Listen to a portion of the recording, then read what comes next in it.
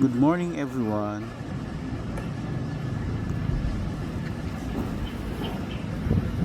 Trivia for today.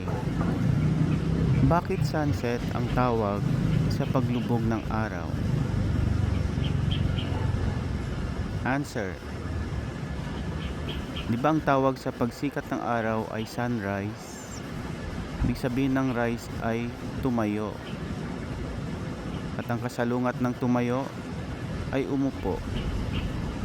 In English, sit. Kaya ang tawag sa sun sa paglubog ng araw ay sunset or sunset. Hope it helped you guys.